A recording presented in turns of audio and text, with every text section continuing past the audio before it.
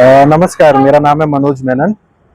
आज ही मैं देख रहा था कि यहाँ पे सेंट लॉरेंस स्कूल है, यहाँ पे ये टर्फ बनाया जा रहा है। नेचुरल प्ले ग्राउंड को हटा के ये एक टर्फ बना रहे हैं।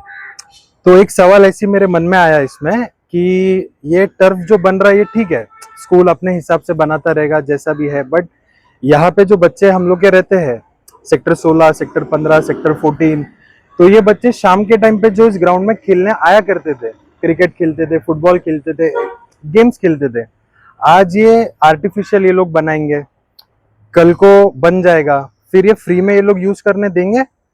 ऐसा मुझे डाउट है। सेंट लॉरेंस स्कूल से मेरा क्वेश्चन है कि ये फ्री में ये लोग देंगे? जो कंस्ट्रक्शन कर रहे हैं, सब कुछ कर रहे हैं, आज के डेट में लोग बच्चे यहाँ पे लोकल्स जितने खेलते हैं, आजू बाजू सेक्टर 9, 10, 16, ये लोग आके फ्री में खेलते क्रिकेट, ये वो, घर पे बैठने से अच्छा है कि आके खेलो। आज ये हो जाएगा बनने के बाद। ऐसा मेरा सवाल है कि एक एक गेम्स के लिए, एक एक बच्चों के लिए कितना रुपया लेंगे कि या फ्री में रहेगा? और पैसा देके अगर बच्चों को खेलना पड़ा तो क्यों अच्छे खासे प्लेग्राउंड को टर्फ बना के कन्वर्ट करके बिजनेस बनाना है? ऑलरेडी स्कूल फीस भरो, ये करो, उसमें बिजनेस तो चल ही रहा है। अब लोग बच्चों के फ्यूचर के साथ, बच्चों के स्पोर्ट्स के साथ आप लोग वापस से पैसा कमाओगे। क्या ये सही है? क्या इसमें एनएमएमसी कोई एक्शन लेगा कि इस बार भी आम जनता को पैसा भरना ही है सब जगह पे और फिर ये उपलब्ध करना है? तुमचा चॅनलच्या माध्यमातून मला हा मेसेज भेटला की अमुक अमुक शाळा, सेंट लॉरेन्स शाळा, ह्या शाळामध्ये मोठे मोठे देर वर फ्यू अडल्ट ट्रीज, त्याची कटिंग झाली, त्याची परमिशन होती, पण ते फक्त ट्रिमिंगची परमिशन होती।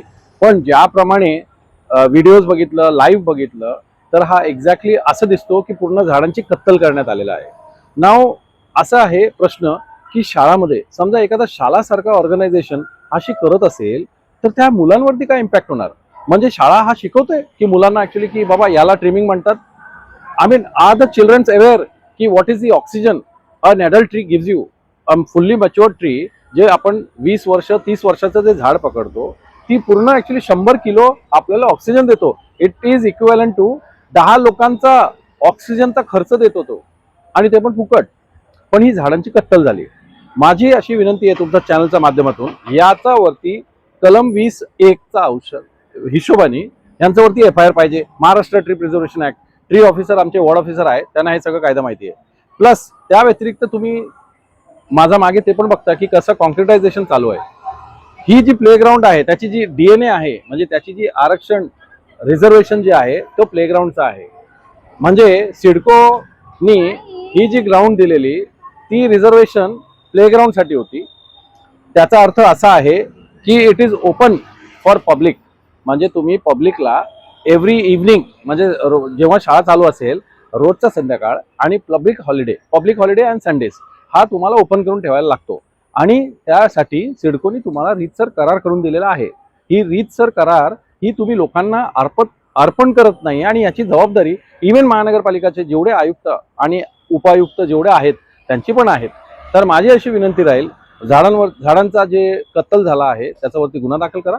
त्या व्यतिरिक्त ज्यांनी कॉन्क्रिटायझेशन आणि हे जे पक्काचा जे काम चालू आहे त्यांचा ताबडतोब थांबवावं, अन्यथा त्यांच्यावरती गुन्हा दाखल करा।